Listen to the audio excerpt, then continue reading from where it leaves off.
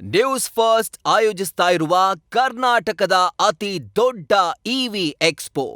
ವಿದೇಶ ಪ್ರವಾಸಕ್ಕೆ ಶಾಸಕರು ಹೋಗೋದಿದ್ರೆ ಹೋಗ್ಲಿ ಬಿಡಿ, ಮಜಾ ಮಾಡ್ಲಿ, ವಿದೇಶಕ್ಕೆ ನಾವು ಹೋಗ್ತಾ ಇಲ್ಲ ಅಂತೇಳಿ HC ಬಾಲಕೃಷ್ಣ ಹೇಳಿದ್ದಾರೆ. ವಿದೇಶಕ್ಕೆ ನಾವೇನು ಹೋಗ್ತಾ ಇಲ್ಲ, ಕ್ಷೇತ್ರದಲ್ಲಿ ಸಿಕ್ಕಾಪಟ್ಟೆ ಕೆಲಸ ಇದೆ, ನಮಗೆ ಅವ್ರಿಗೂ ಕೆಲಸ ಇದೆ, ಆದರೆ ಈಗ ಬಿಡುವು ಮಾಡಿಕೊಂಡು ಅವರು ವಿದೇಶ ಪ್ರವಾಸಕ್ಕೆ ಹೋಗಿದ್ದಾರೆ ಅಂತೇಳಿ ಬಿಡದಿಯಲ್ಲಿ ಮಾಗಡಿ ಶಾಸಕ HC ಬಾಲಕೃಷ್ಣ ಅವರು ಹೇಳಿರುವಂಥದ್ದು.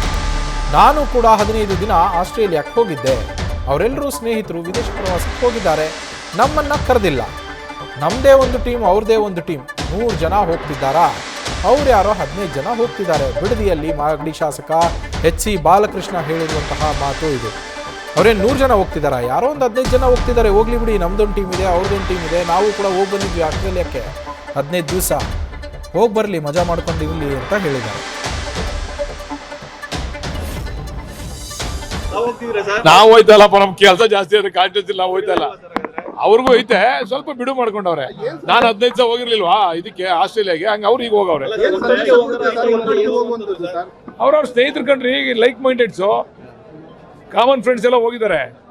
ತಪ್ಪೇನದು? ಸಂದೇಶ ಏನಾದ್ರಲ್ಲಿ? ನಮ್ಮನ್ನೇನು ಕರೆದಿಲ್ಲ ಅವರು.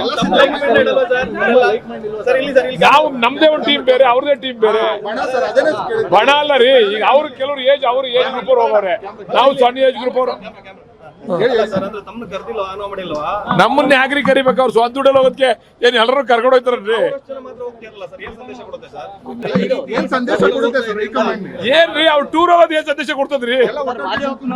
ಏನ್ 100 ಜನ ಹೋಗ್ರಿ ಇಲ್ಲಿ, ಅವ್ರು ಯಾರ ಪಾಪ 15 ಜನ ಹೋಗೋರು ತಲೆ ಕೆಡಿಸ್ಕೊತಾರೆ. ನ್ಯೂಸ್ ಫಸ್ಟ್ ನಿರ್ಭೀತಿಯಿಂದ ನಿಮ್ಮ ಪರವಾಗಿ.